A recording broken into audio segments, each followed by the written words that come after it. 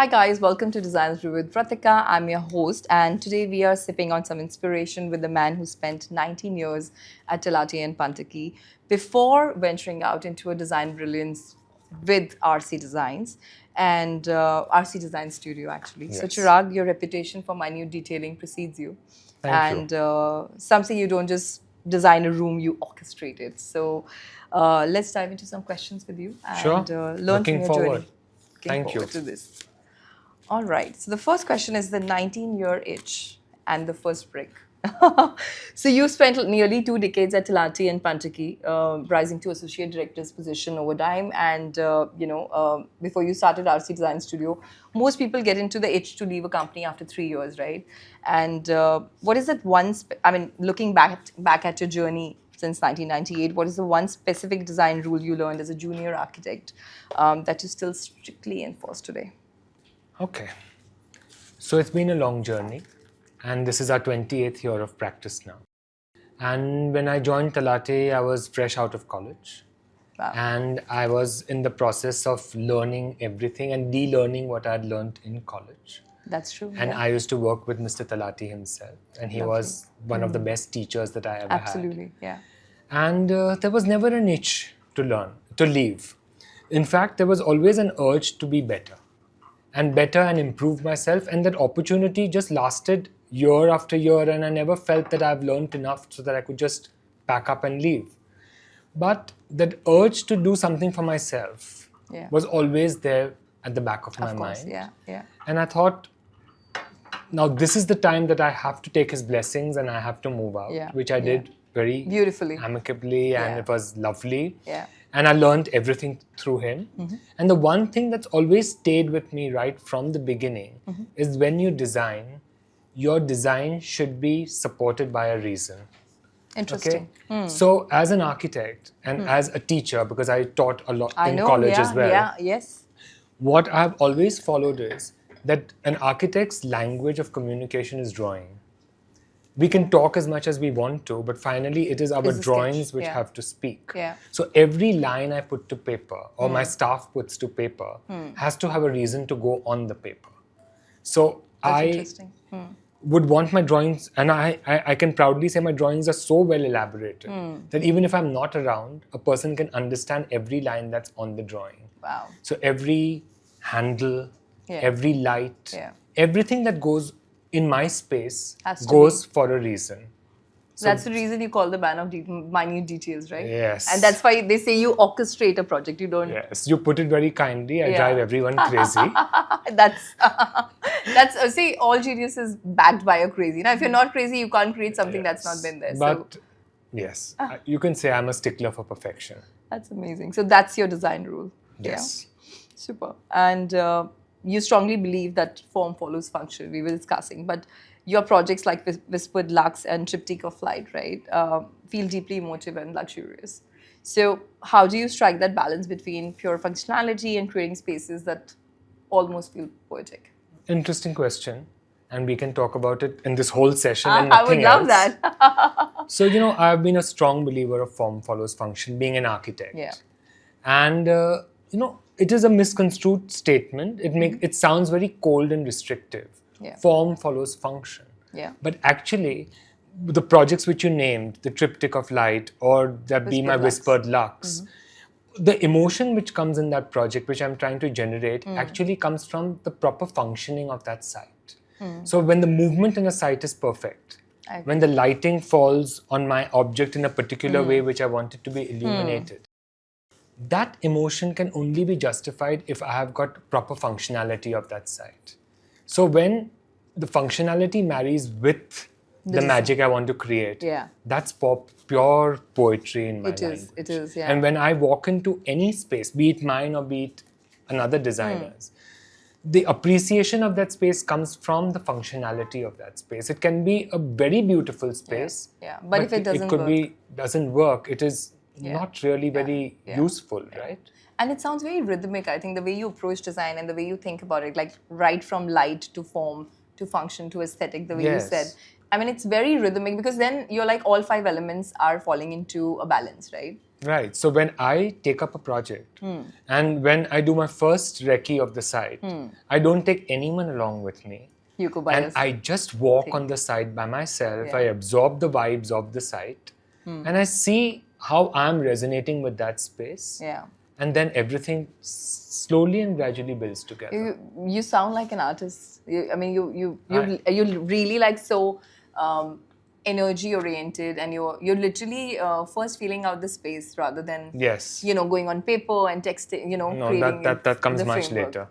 And I love that you go alone, because it's really true when you go with a team, you go with an agenda, when you go with a client, your mind is in a different space. You're trying to either instruct, direct, or you're trying to appease or understand, right? So when you go alone, you're truly like on a blank canvas. An artist is standing and imagining this space. It's incredibly smart, I think. It's very good. Thank you.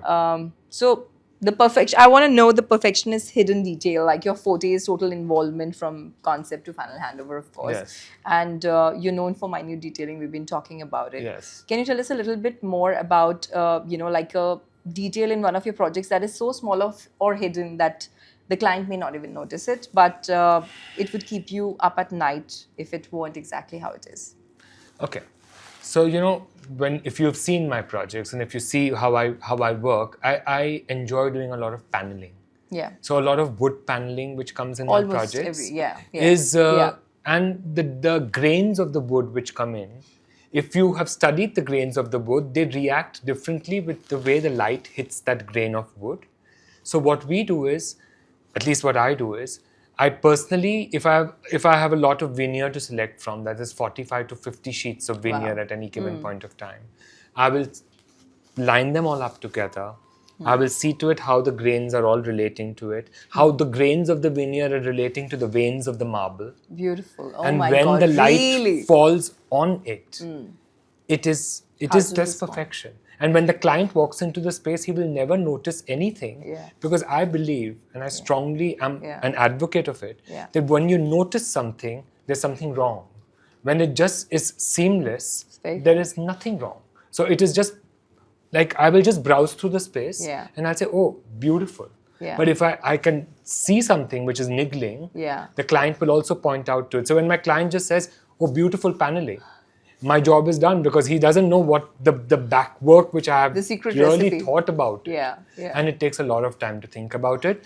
And to put it this way, due credit also to my team of workmen, because I give a lot of respect to my carpenters and my civil people, because they actually translate my vision into reality. Very true, very true. So there's a very interesting thing, if I may say. Yeah, of course. When I started off, I started off as an architect. Of course, I used to make forms, I used to make buildings. Then we used to hand over the project to an interior designer to do the interiors.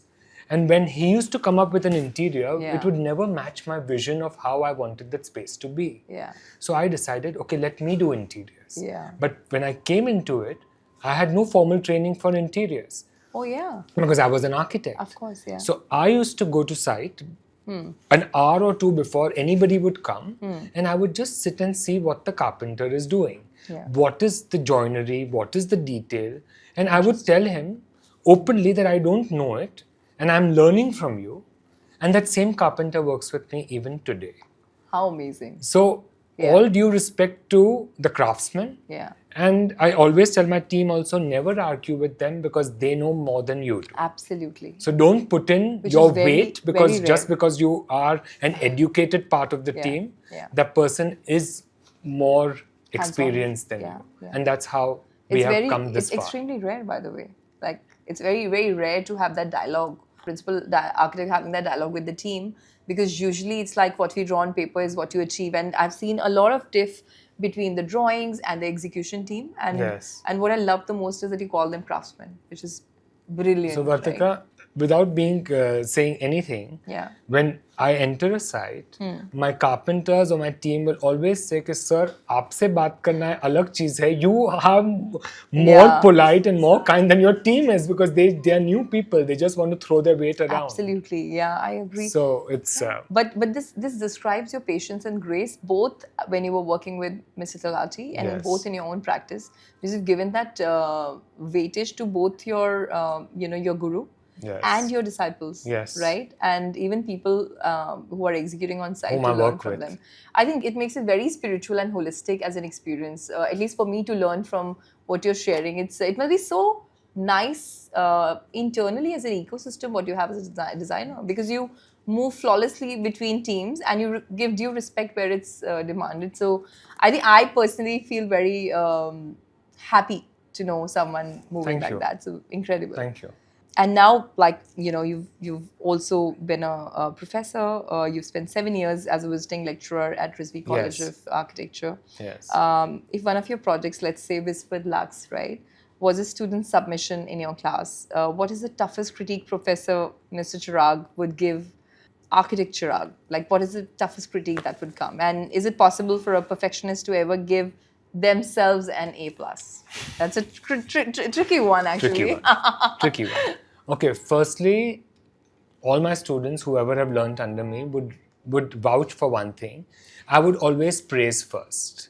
Like, I will always, because see, every person has a vision, Yeah. and you cannot disregard somebody for what they have done because they have already thought something besides Yeah. it.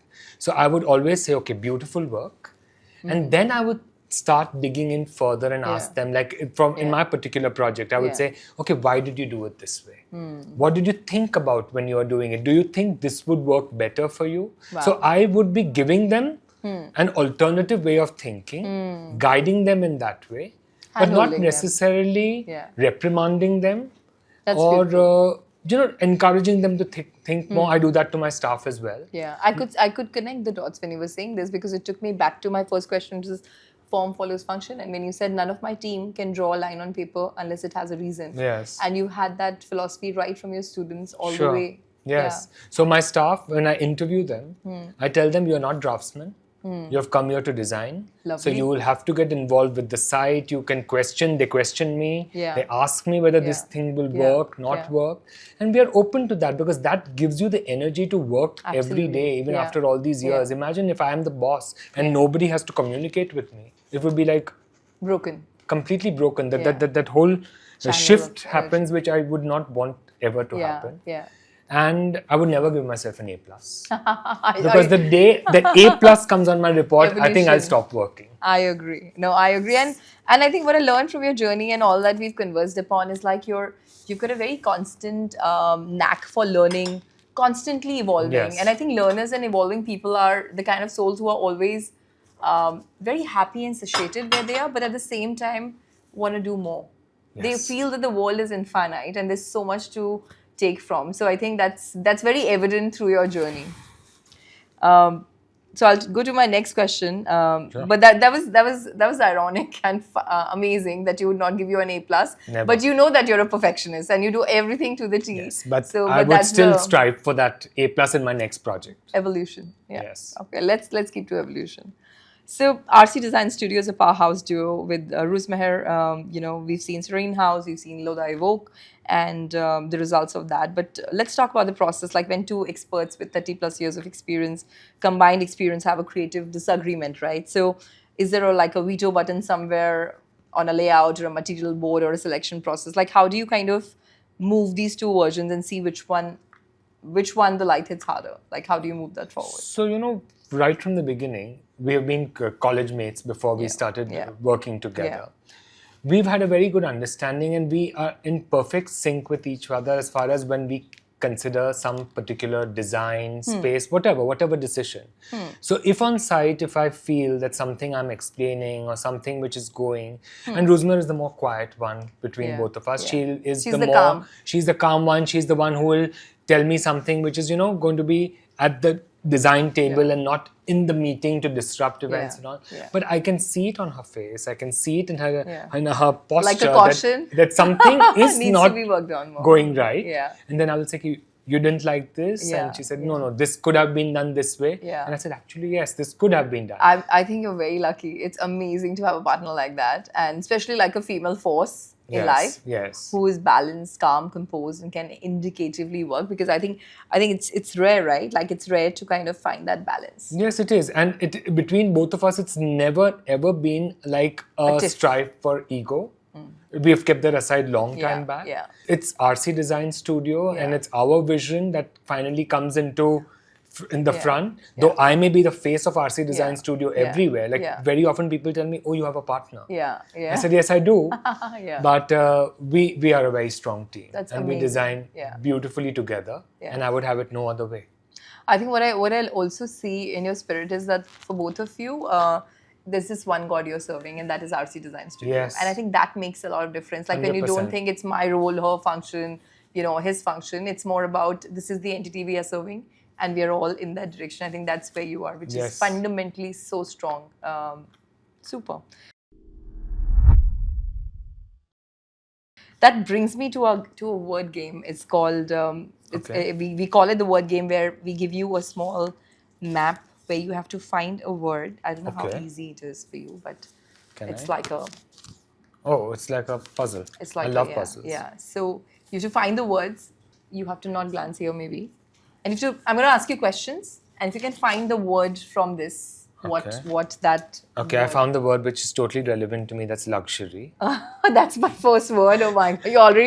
You're already winning. Okay, so the question is that in today's world, luxury is thrown around so loosely, right? So what's the one thing you see in all luxury, so-called luxury homes that instantly makes you think, like, come on, this is not luxury at all. Misaligned detailing. Like if I can have the money Yeah. to buy the most Yeah. expensive Product, marble. yeah, yeah. I can have the money to buy the most expensive veneer, the most expensive furniture. Yeah. But if the detailing of that thing is not right, it is plain noise on site. True. It has to be so well crafted together Yeah. that luxury seems seamless. So according to me, why I termed Yeah. it's very interesting why I call my project Whispered Lux. Oh, I because love that. Now according I to know. me, luxury whispers, it never shouts. That's So amazing. when I kept thinking that, like, and I'm big on words and names, and I said it says Whispered Lux, and I kept thinking, why does it say Whispered Lux, right? yes, it has a reason. So the reason is that according to me, luxury, when you try to put in a lot of things together, Yeah, it breaks. is challenging your vision and your clarity because you're not sure of what you're doing. So you're trying to put in everything into one space. That's a note to take, actually. Yeah. So it's clustered. So when I talk about luxury according to me is not price. Luxury for me Refinement. is precision. Yeah, So precision and detailing yeah. is my luxury. And my offering to this whole world of interiors, I would say, is not a glitzy, like when they call me a Yeah. luxury designer, Yeah. it's not that I want to do anything gold and Yeah, everything yeah. over the top. I want to give the client the experience of refined luxury, which keeps him at peace at his home. That's amazing. I That's think me and my That's luxury. quite amazing. I love that. And I think also, that's what the whole idea of a muted experience, Yes. which can say so much, in your words, whisper so much, Yes. and still not say a word. That's incredible. Thank you. All right. So my second question, and the second word I may expect from you after this is going to be with you. Looking at your projects, your eye for balance is, of course, insane. If you walk into a luxury hotel or a friend's house and see a painting, we were talking about this before the shoot, and see a painting literally 1 centimeter off center, Okay. do you actually enjoy the party, or you spend the whole night? I'm just itching to fix it back. Like, have you ever actually straightened a frame when the host wasn't looking? No, Please not tell me. really. You have to be very honest. I will be very honest. There are two parts of this. We'll break this question up. Yeah, okay. So where I sit in my office, in my cabin, Yeah. I have a glass wall Yeah. which overlooks a wall where all my projects are framed and put. Hmm. And this passage leads me to my staff. So every time I pass by that passage, I adjust the painting or the picture because it seems slightly off to me. Yeah. And my office boy is called and told, why is this like this? So if Team RC Design is watching, you get extra 5 minutes because of that wall all the time from your boss. Yeah. But if I'm on someone else's house and site, the adjustments are more mental. Like I'll say that this is happening, Yeah. but I have learned to be True. a little restrained Yeah. and Yeah. not tax myself because every battle need not be fought, right? Fair enough. Some yeah. has to be, Yeah. otherwise I'll go crazy, right? But in a it's restaurant. isn't it so tough? Like, It is, I know it you is. do it, but It is. knowing you as much as I've known you, during this whole interaction. It's like It is. you in your head, you're erasing and drawing and So erasing. first thing I do after I sit back in the car, and if Rosemary is with me, I'll say, okay, did you notice this? Did you notice this? At least say it this out is, to this somebody. is, I have to. Yeah. But I will not say it and I'll not do something consciously because, to be fair, it's someone's space to enjoy and we really don't want them to make very conscious. Yeah, and I really feel this question was put in there to teach me something. Why do I you need do to learn. it? I really, and I just, I have such a, I think I'm not seasoned to your point of really, stepping back. I mean, literally, if the person looks around, I'll fix that little I thing on the wouldn't do table. it. I know, but it's so, and then they You'll turn around. learn. I know, I'll learn. And I think twice it has happened, I was at a friend's house and her table was nicely set up, very beautifully. It was so perfect, like almost like 8 on 10, right? And there's this one thing which was all inclined. And I remember she just turned back, she went somewhere and I came and I fixed it. And she said, wow, this looks really nice. Yeah, it's the same. And I knew what I did. And I remember there was my husband looking at me from a corner with a tilted eye, like, can you please stop fixing things in life? But that's something to learn, actually. And Yes. maybe I know who put this question out there. Okay. So, and can you give me the word from there? What do you think is a word that could relate to this question? The answer was in my answer, what I gave after. Probably something, alignment or symmetry. Yes. Symmetry is the word. That's right. Okay. My God, he's 10 on 10. All right. Okay. My next question is that your work spans across residences, commercial, and hospitality. So tell us, like, do you consciously avoid having a signature look, or there's a subtle, I think maybe I know the answer to this because I asked you a question earlier which tells me that, but for our audience, like, is there a subtle Cherag's fingerprint in every space still? Like, is there a signature which is there? See, there is, let me put it this way. How do I say it? There is a signature feeling that this space could have been designed by Cherag and this space belongs to RC Design Studio. But there is no signature look because that is something, again, which is ego-driven. Restrictive. Like, I would not want a space to be stamped by what, because I'm not repetitive. Yeah. I want my every space is actually designed from the client's perspective, not mine. Imagine me designing every space like how I would want it to be. It would be chaos, no? Yeah. Like, it would be the same. It would be Fair. like repetitive.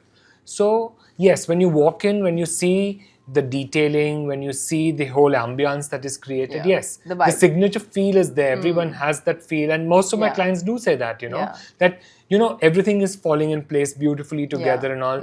Aapne design kiya hai. But the look, as in, there is no signature style that we adhere to because that would not be fair to my client. Is the harmony and balance of all the elements in a project, I think. That's amazing. Okay. And what's the word? Can you find the word from your grid, from the word game? This must be easy.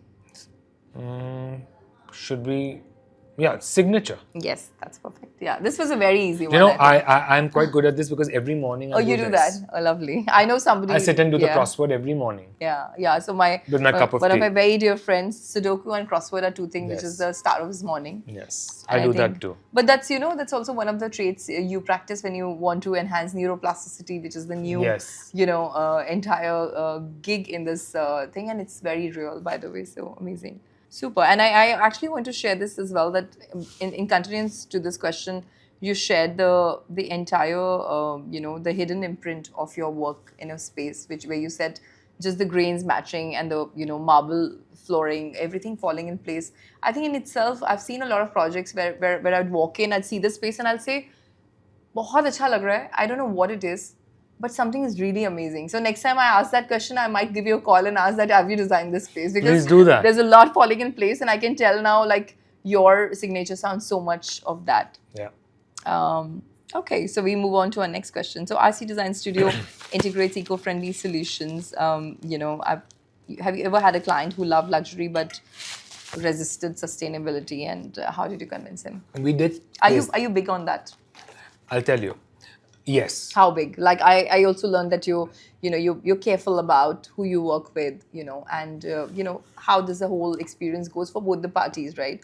So how how does that go for you, and how does the sustainability angle fit in? Is that one of the criteria? So that's where my professor comes out in me when I am trying to get that Yeah. across. And I've learned it in a way that you don't push the client the sustainability envelope. Yeah. You push him a better environment, a better living.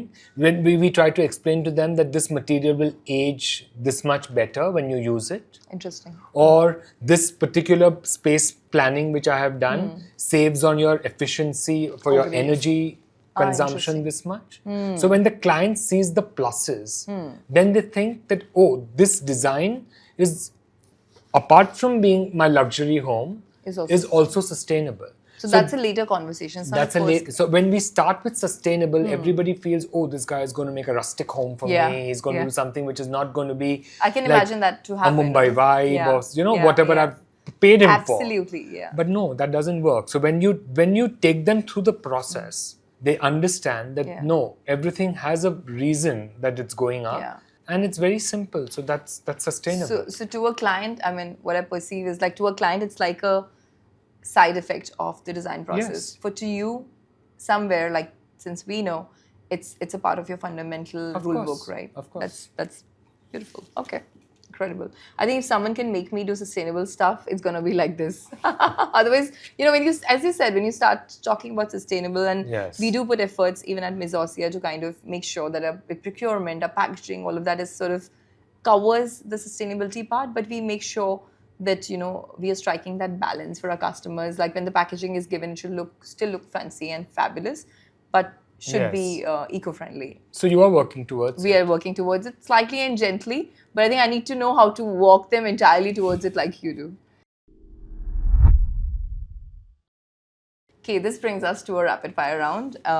As the name suggests, you have to be like firing rapidly and be very fast with your answers. Do I win something? You do. We have a beautiful hamper all set for you. Oh, wow. If you win. Okay. Only if you win. Okay. So you have to make sure you make it there. And there's somebody out there timing you. Okay. So we get started. Are you ready? Sure. Ready? Sure. 100%. Okay, let's go. Okay. So what's the most ridiculous emergency a high-profile client has called you about in the middle of the night? 3 a.m. in the morning saying my gas hob is not working. Tomorrow I have an opening. When I reached there on site at 4:30, there was no gas in that cylinder. Oh my God. Okay, you were fast. Okay, you're making me run for the rapid fire thing. What is the Birkin bag of the interior world? An item that's grossly overpriced just for the status, but is actually poor quality. So I would say You'll have me killed by Hermes. Anyway. So most of the decorative panels which come in nowadays, which try to create an illusion of a leather or say a stone, which actually just duplicates material, I think it's just overpriced and it should be like in the dustbin. Yeah, okay, perfect. Which was more stressful, being an associate director at Talati and Pantaki or being the owner of RC Design? Owner of RC Design, because you're with responsibility. It's my own decisions which are being questioned. Yeah. So it's... And as they say, owners never sleep. Like owners never have a holiday. But I would have it no other way. Yeah, lovely. Okay. Something designers pretend to like. Designers pretend to like... Okay.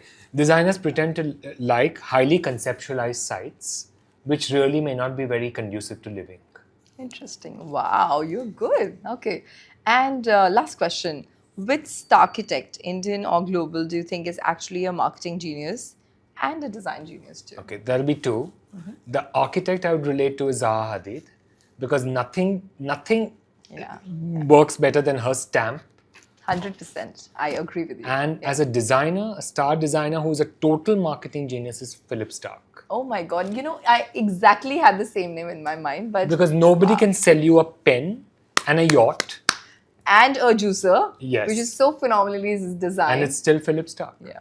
Super. You did exceptionally well, other than one question. But I did fabulous. falter a little. No, but you were too good. Okay. Lovely. Thank you so much, Thank Cherag. you. Thank you. I think the hamper is officially yours. Thank you so much. Because you really were too good. And you have to do a little bit of a mug signing for us, which is our ritual at Maison. I'm going to open the pen. And after which I can hand over your hamper to you, which you very rightfully won. Thank you. Thank you. This is lovely. Super. Okay, Cherag, congratulations. Thank you so much. Thank you for being such a sport, and you were just excellent. Thank at you. it. Thank you. Thank you for being here.